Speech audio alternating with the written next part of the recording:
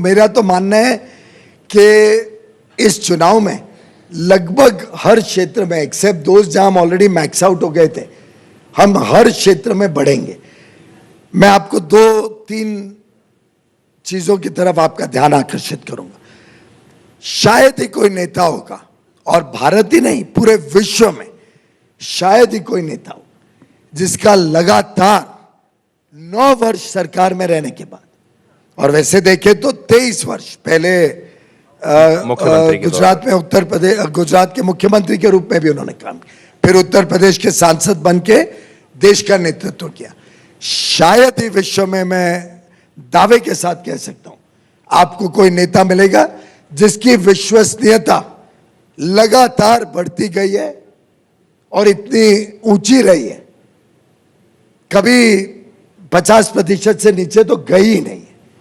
लगातार उनकी विश्वसनीयता, उनके ऊपर लोगों का प्रेम, उनके ऊपर उनका जो लोगों का आशीर्वाद कभी कम हुआ है।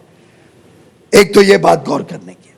दूसरी बात, आज मणिपुर में हम दोनों सीट फिर से जीत के आएंगे, और पूरा जो पूर्वांचल है उसमें जितना काम हुआ है, शायद 65 साल में इतना काम नहीं हुआ जितना 9 वर्षों में काम हुआ। ये मैं दावे के साथ कह सकता हूं। और पूरी नॉर्थ ईस्ट में टोटल स्वीप करेगी भारतीय जनता पार्टी और हमारे एनडीए एलाइज।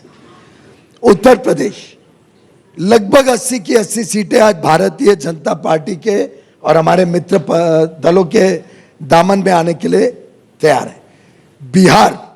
बिहार में टोटल स्वीप होगी भारतीय जनता पार्टी। महाराष्ट्र अब 48 की 48 सीटें जीतने के लिए भाजपा में और शिवसेना और एनसीपी हम और हमारे बाकी मित्र पक्ष वहां पे और भी हैं, हम 48 की 48 सीट्स महाराष्ट्र में जीतने के लिए मैदान में आने वाले हैं। तमिलनाडु इस बार अन्ना डीएमके, वासन की पार्टी, अंबुमनी रामदास, हमारा जो पूरा गठबंधन है, जोर शोर से तमिलनाडु में जो डीएमके ने भ्रष्ट सरकार चलाई है उसके खिलाफ लड़ेंगे और सीटें जीत के आएंगे। तिरुवनंतपुरम भी शायद जीत जाएंगे। आप जरा ध्यान रखने को कहना अपने मित्र को।